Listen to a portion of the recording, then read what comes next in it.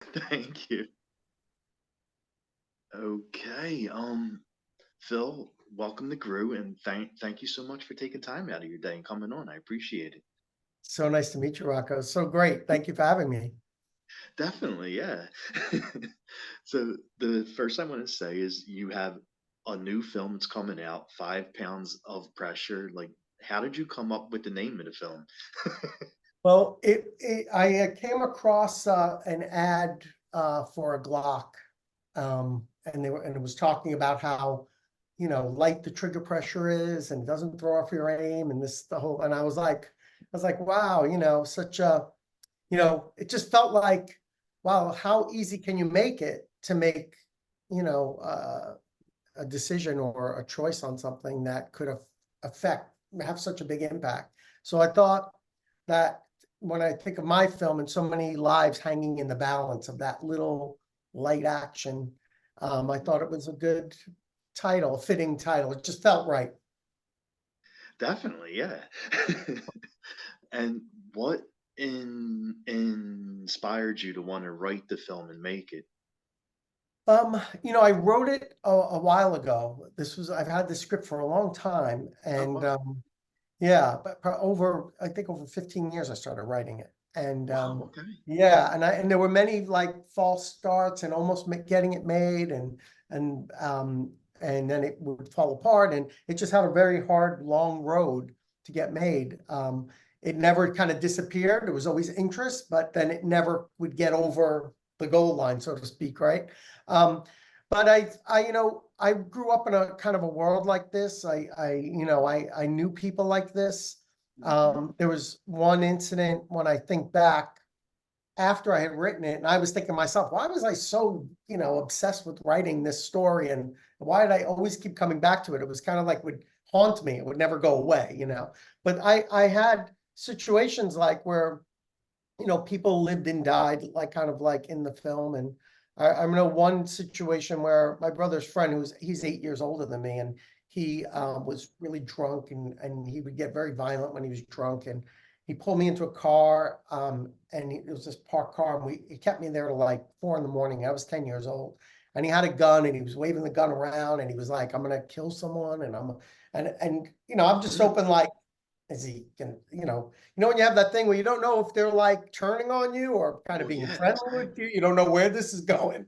And I just wanted to get out of the car. And I eventually did.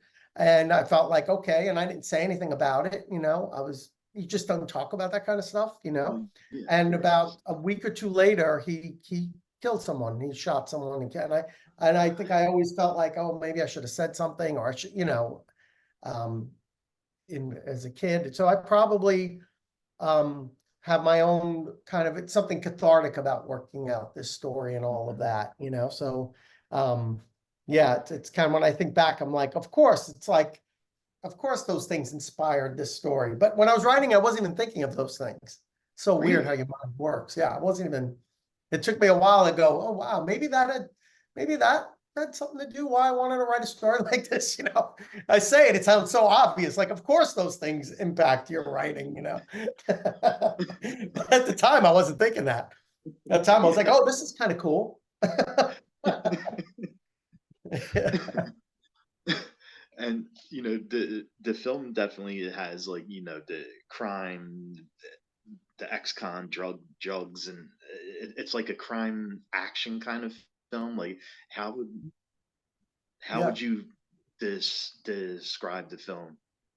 Yeah, I think the way you described it is right on. And I think I think I was so interested in like the gritty realism of the everyday life of people struggling in that Yeah. way. Because, when I see certain kind of crime movies, and they're really fun when they're really big and things are, like, those are great, like John Wicks and big, awesome. But I was like interested in like what it really felt like for me in that, growing up around people I know who are like that. And Mhm. it's really the everyday of it and the struggle of it and the compromises people make and the morality that they stretch to kind of fit it. When you're living in a city where you feel like everything's kind of built against you and you don't have anything, and none of the systems seem to work for you, or you at least believe that, and you're just trying to survive. There's a different way, and there's kind of a mundane aspect to it too. They're not always these big sexy crimes. Let's go rob a bank, They're little everyday moves, to kind of get through life. And I think I was trying to capture that kind of everyday, mundane people who are just used to, it's just their world. You know what I mean? Definitely, definitely. And do you have like a stunt team too, like for any of like the fights or the action scenes? Like, do Yeah. you have Yeah, a we stunt had team? we had a great team of stunt advisors who helped us through that, and helped the actors to like fall out of a car, or know how to do a good punch and all that. And it's Yeah, amazing. Like, I learned, I don't know how to do that. That's why I lean on them. And I'm like, oh, like, I really want, like, there's a great one where also Alex is amazing. Pettyfer, he's great at oh yeah, acting. definitely. And there's a scene where he's hitting that that guy in the face with a gun, and it looks so awesome. And it's like they know how to help you set it up so it looks as real as possible. And I'm always thrilled when I see that. I'm like, that looks so great. It looks so convincing. Like, combination of great acting, the right camera move, and then the right, it just really is exciting for me. Nice. Those are fun. And you have like such a great cast for this film. Of course, Luke is like the main star of the film, but you got like a good list of actors for the film. How did you wind up getting everybody on board for it? Well, I think when we had Luke first, and Luke is just phenomenal. I love Luke and everything he does, and just knew that that would allow the film to be at a certain quality, right? And I think that helps attract the rest of it, the actors. And then you start building your cast and the characters. Now that I knew I had what Adam looks like and who Adam is, it helps to say, okay, who is Donna? And then who is Jimmy, and how the characters come together. And next we had Rory, which I loved. Rory in Lords of Chaos. I thought he brought Yes, such I saw that empathy movie. That was to amazing. an amazing Yes, performance, because it's a very yes. unlikable character, and he brought such empathy to that character. And I really did want to lean into him bringing that type of empathy to this character, because I felt like I had a similar challenge with the character of Mike. How can I help the audience identify with this character? And Rory, because his talent allows us to feel for Mike in a certain way that I don't know. I think it's very difficult if I didn't have him in that role.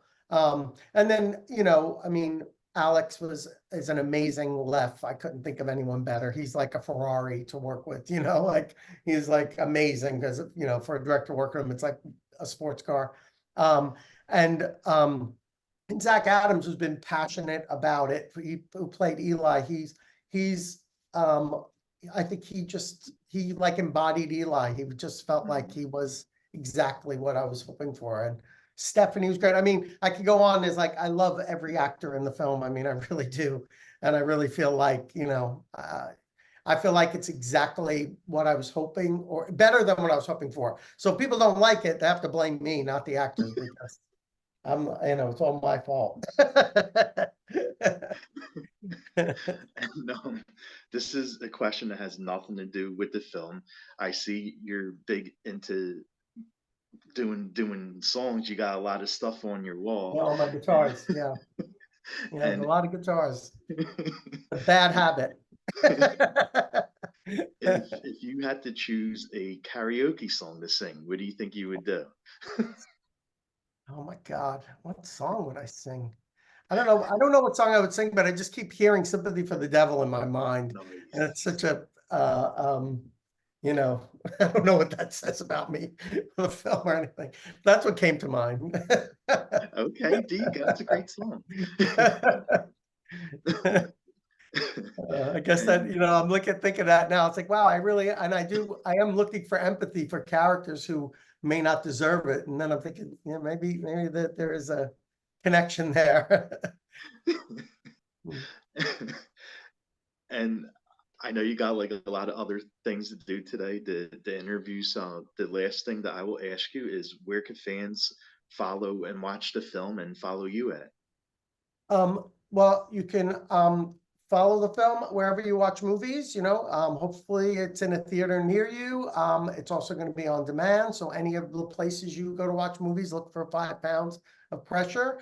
You can also follow me. I have a website of my own website is makethingswork.com, because I feel like that's a big part of anything I'm trying to do is always try to figure it out and make it work. So it's a little bit gives away my philosophy of how the business works or my approach to it. Yeah, and I hope that people who do choose to watch it, I hope they have a good ride and a good experience. I hope it's entertaining for them. Definitely, yeah. Well, thank you so much for doing this. I appreciate you taking time. Thank you. It was great talking to you, Rocco, and great questions. And thank you for having me on your show. All right. Definitely, buddy. Thank you. All right. Thanks. Bye. Bye.